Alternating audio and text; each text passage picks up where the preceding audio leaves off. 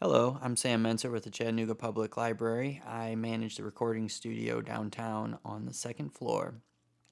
Today I want to talk about an effect that you can use on your recordings called reverb. It's probably one of the most popular effects to basically use in the mixing stage to help you unclutter mixes and things like that, but it's also can be very creative. So let me start by first giving you a definition by Rory Ozaki, who wrote the book Mixing Audio.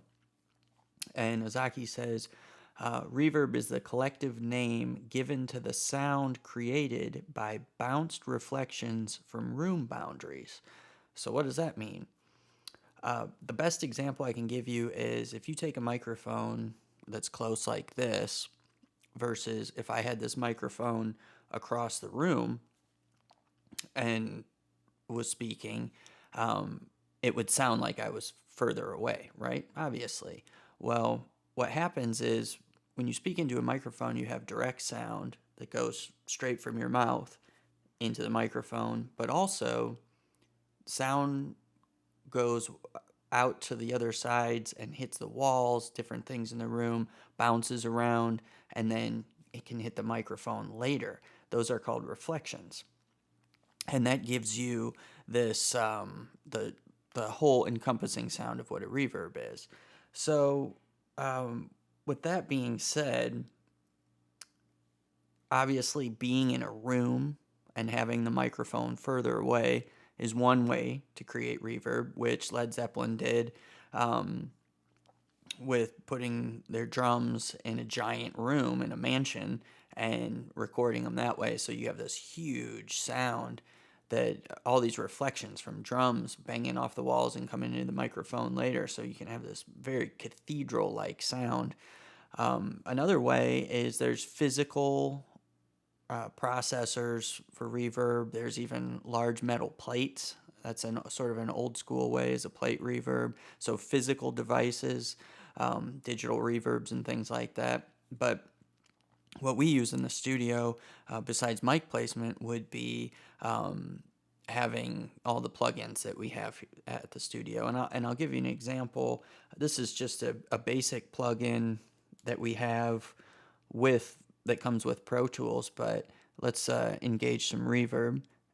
As you can hear now, that's a lot of reverb. It sounds like I'm not just speaking right into this microphone. Now, to taste, you can blend it. Let's pull it down quite a bit. Let's take it off. So here's the dry signal. Here's with a little bit of reverb. You can hear it. And I purposely chose, I think the preset is large church. So you can hear that there is a very large reverb trail. Let's try something a little bit more subtle.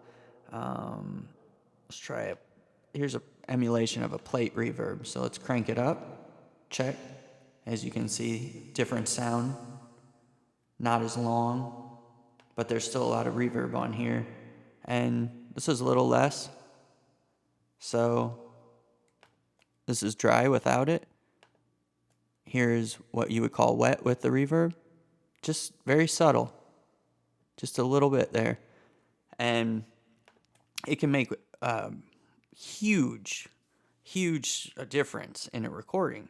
And this kind of leads me into, well, why would you use reverb? When does it come in handy? Besides doing something creative, which is sort of a go-to for beginners, and that's totally makes sense, and you can enhance the mood of a song. Say it's a sort of a spacey song, you can use reverb to give you that huge sense of space. Or emotional songs, things like that with a little reverb, or mysterious songs.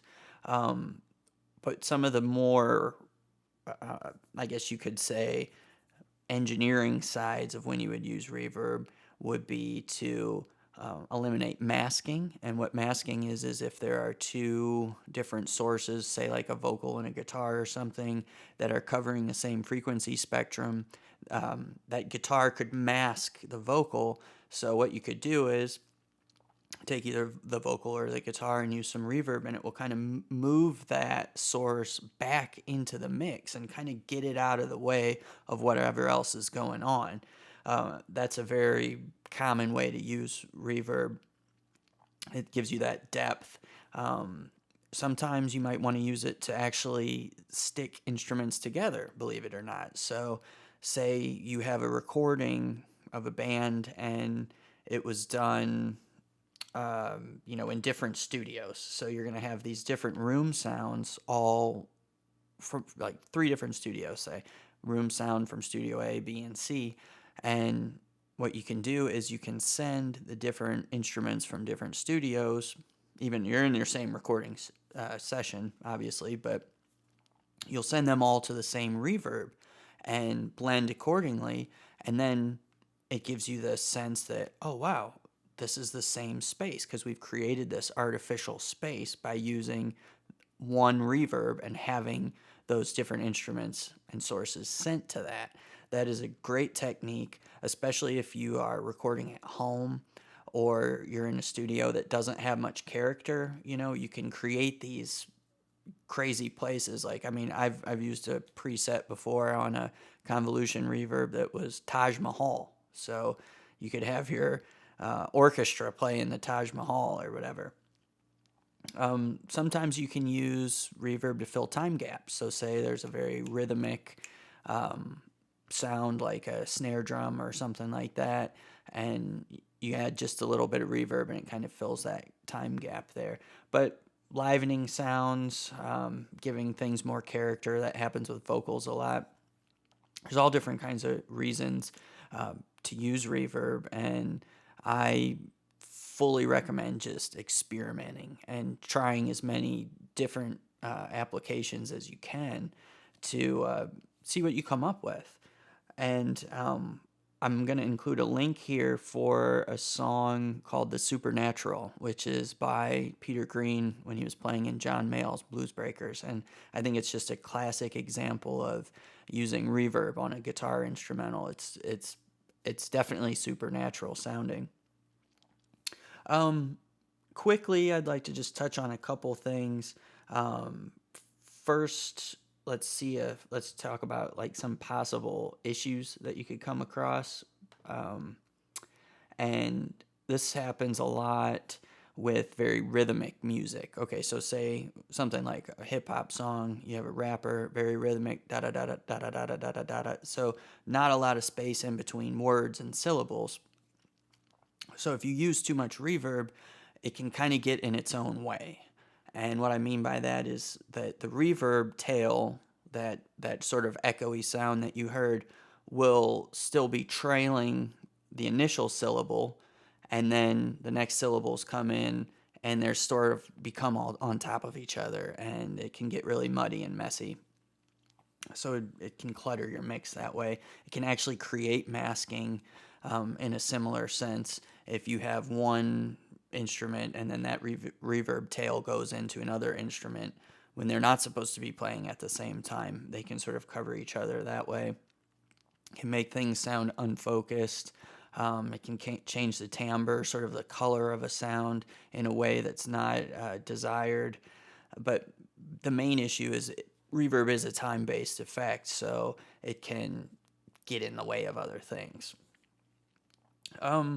And in practice, one thing I'll do, and I'll show you a screenshot here of sort of the best way to approach reverb, and there's a couple reasons. If you look at my screenshot that I have here, the first column, that first channel, is my vocals, and as you can see under the sends column, there's a bus that's bus 1516. So I'm taking my signal and I'm sending it off. I'm splitting my signal, my vocal signal, off here into this other channel, which is an auxiliary input where I have the reverb.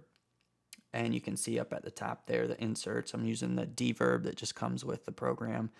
The input there is 1516. So my vocal is also being sent to this auxiliary input where the reverb track is. The reason we want to do this is because rather than using it as an insert, is because reverbs take up a lot of processing power. and you can quickly slow down your sessions, especially at home. It doesn't happen in the studio, but it could eventually, because they do take up a lot of processing power. Of all the plugins, reverbs take up the most processing power. So be careful about using reverbs as your as a insert. I don't recommend it. I always put reverb on auxiliary inputs, and that way I can send different sources. I could send a guitar there, I could send various drums, different things to that same reverb, and that goes back into that idea of sort of creating an artificial space. And just the one caveat for that you want to think about is that you want to make sure that the reverb is set to 100% wet. So dry is no effect, wet is the full effect. So if you're sending to the effect, then you want that effect on its independent channel to be fully wet. And you use your send, that sort of flying fader there in the middle, to blend it. That's how much of my vocal is actually going to the reverb, and that's how you want to blend it. For any further, I don't want to go too in depth. This is all stuff that you can learn in the studio if you come in, but another thing you could try out is sending the signal pre-fader, and what that means is you're sending that vocal signal before it hits the fader on that channel. I would just leave it at that, just experiment it with that, see how that sounds versus the normal way, which would be considered post fader, and see what you come up with. But that's about all I have for reverb. It's one of my favorite things to use. You can get very creative with it. It's a lot of fun, and it also has sort of that approach, that corrective approach to help clear things up in your mix. I appreciate you watching. Take care.